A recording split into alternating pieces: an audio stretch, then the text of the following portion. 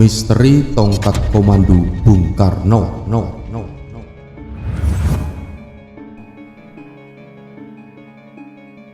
Dalam deretan foto-foto sosok penampilan Soekarno, pasti akan selalu terlihat ciri khas dari Presiden pertama Republik Indonesia tersebut. Ada kesan dua benda itu menjadi bagian dari penampilan sehari-hari dari sang proklamator, dan saat ini dua benda itu sering menjadi buruan para kolektor.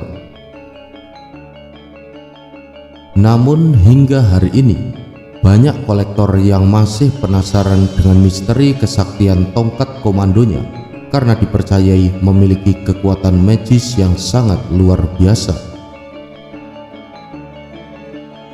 Betapa tidak, karena ada fakta mencengangkan bahwa Insinyur Soekarno saat membawa tongkat tersebut selalu selamat dari 7 kali upaya pembunuhan.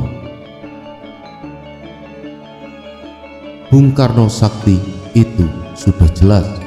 Peristiwa paling menggemparkan bagi publik Indonesia adalah saat Bung Karno ditembak dari jarak dekat pada sholat Idul Adha. Tembakan itu meleset dan ini jadi heboh. Bagaimana bisa penembaknya adalah seorang jago perang terlatih? Kenapa menembak dari hanya jarak 5 meter tidak kena? Di radio-radio saat itu, saat sidang pengadilan penembak Bung Karno, terungkap saat Bung Karno membelah dirinya menjadi 5. Penembak bingung mana yang Bung Karno. Kesaktian Bung Karno sebenarnya adalah kesaktian tiban. Tiban adalah suatu istilah Jawa bahwa kesaktian itu tidak dipelajari. Waktu lahir, Soekarno bernama Kusno. Ia sakit keras kemudian diganti nama Soekarno. Setelah sehat, datanglah kakek Soekarno, Harjo Dikromo, datang dari Tulungagung untuk berjumpa dengan Soekarno kecil pada saat itu. Sang kakek melihat ada sesuatu yang lain di anak ini. Kakek Soekarno sendiri adalah seorang sakti. Ia bisa menjilati bara api pada sebuah besi yang menyala. Rupanya di lidah Soekarno ada kemampuan lebih, yaitu mengobati orang. Soekarno dicoba untuk mengobati bagian yang sakit dengan menjilat. Kakek Soekarno tahu bahwa ini kesaktian, tapi harus diubah asal cucunya jangan hanya jadi dukun, tapi jadi seorang yang amat berguna untuk bangsanya. Harjo Dikromo adalah seorang pelarian dari Jawa Tengah yang menolak sistem tanam paksa kultur stelsel van den Bosch. Ia ke Tulungagung dan memulai usaha sebagai saudagar batik. Leluhur Bung Karno dari pihak bapaknya adalah perwira perang Diponegoro untuk wilayah Solo. Nama leluhur Bung Karno itu Raden Mangundiwiryo yang berperang melawan Belanda. Mangundiwiryo ini adalah orang kepercayaan Raden Mas Prawiro Digdoyo, salah seorang panglima Diponegoro yang membangun benteng-benteng perlawanan antara Boyolali sampai Merbabu. Setelah selesainya perang Diponegoro, Raden Mangundiwiryo diburu oleh intel Belanda dan ia menyamar menjadi rakyat biasa di sekitar Purwodadi. Mungkin akar inilah yang membuat ikatan batin antara Jawa Tengah dan Bung Karno. Seperti diketahui, Jawa Tengah adalah basis utama Soekarnois terbesar di Indonesia. Mangundiwiryo memiliki kesaktian, yaitu ucapannya bisa jadi kenyataan, istilahnya itu geni. Rupanya ini menurun pada Bung Karno. Melihat kemampuan itu geni Bung Karno itu, kakeknya Harjo Dikromo berpuasa siang malam agar cucunya bisa memiliki kekuatan batin.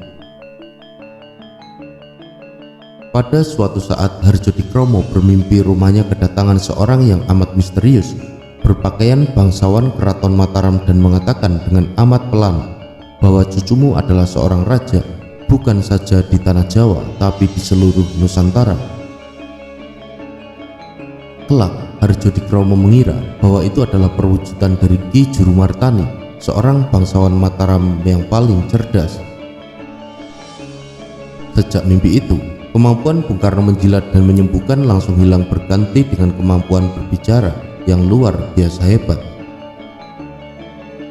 Bung Karno sendiri, menurut buku Giebels, salah seorang sejarawan Belanda, sudah diramalkan akan terbunuh dengan benda-benda tajam. Untuk itulah ia amat takut dengan jarum suntik. Bung Karno sendiri agak paranoid terhadap benda-benda tajam. Ketika penyakit ginjalnya sangat parah, ia menolak untuk berobat ke Swiss karena di sana ia pasti akan dibedah dengan pisau tajam. Ia memilih obat-obatan herbal dari Cina. Tongkat Bung Karno itu dibuat dari bahan kayu pucangkala. Pohon pucang itu banyak, tapi pucangkala itu hanya ada di Ponorogo. Tongkat komando Bung Karno sendiri dipakai sejak 1952 setelah peristiwa 17 Oktober 1952. Suatu malam Bung Karno didatangi orang dengan membawa sebalok kayu pohon pucangkala yang ia potong dengan tangannya. Balok itu diserahkan pada Bung Karno untuk menghadapi para jenderal, kata orang itu. Lalu Bung Karno menyuruh salah seorang seniman Yogyakarta untuk membuat kayu itu menjadi tongkat komando. Berkali-kali Bung Karno berkata bahwa tongkat komandonya tidak memiliki daya sakti, daya linue. Itu hanya kayu biasa yang aku gunakan sebagai bagian dari penampilanku sebagai pemimpin dari sebuah negara besar, kata Bung Karno pada penulis biografinya Cindy Adam pada suatu saat di Istana Bogor. Bung Karno sendiri memiliki 3 tongkat komando yang bentuknya sama, 1 tongkat yang ia bawa ke luar negeri, 1 tongkat untuk berhadapan dengan para jenderalnya, dan 1 tongkat waktu ia berpidato. Namun kalau keadaan buru-buru dan harus pergi, yang kerap ia bawa adalah tongkat sewaktu ia berpidato.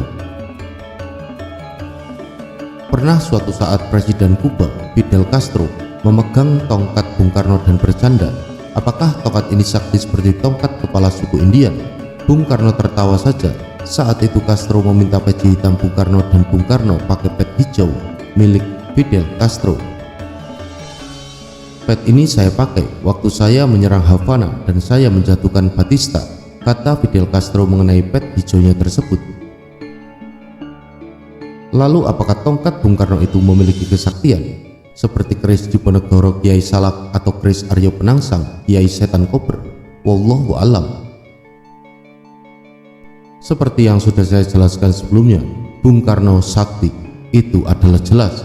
Peristiwa yang paling menggemparkan bagi publik Indonesia adalah saat Bung Karno ditembak dari jarak dekat pada sholat Idul Adha. Tembakan itu meleset dan ini yang menjadikan dunia heboh. Bagaimana bisa penembaknya adalah seorang jago perang terlatih menembak dari hanya jarak 5 meter tidak mengenai Bung Karno.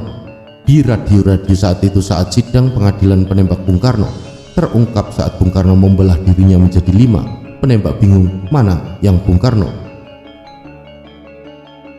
Sebagai tambahan dalam khasanah politik Indonesia, ageman atau pegangan itu soal biasa. Misalnya Jenderal Sumitro, tokoh utama dalam rivalitas dengan Ali Murtopo pada peristiwa Malari 1974. Sebelum meletusnya Malari, kedatangan seorang anak muda dengan pakaian dekil dan menyerahkan sebilah keris untuk menang Pak, kata anak muda itu. Lalu Pak Harto sendiri punya ageman banyak. Yang bilang pusat kekuatan Pak Harto itu ada di Butin Soeharto, banyak yang bilang juga di Konde Ibu Tin. Tapi yang jelas Pak Harto adalah seorang pertapa, seorang ahli kebatinan tingkat tinggi. Ia senang bertapa kungkum di tempuran. Tempuran adalah 2 arus kali. Dan di Jakarta, ia seringkali bertapa di dekat Ancol pada tengah malam saat tarik ulur dengan Bung Karno antara tahun 1965 hingga 1967. Demikianlah mengenai misteri tongkat komando Bung Karno. Semoga berkenan dan semoga bermanfaat. Jangan lupa untuk sedulur-sedulurku bisa meninggalkan jejak-jejak di kolom komentar. Mugi rahayu sagung dumadi.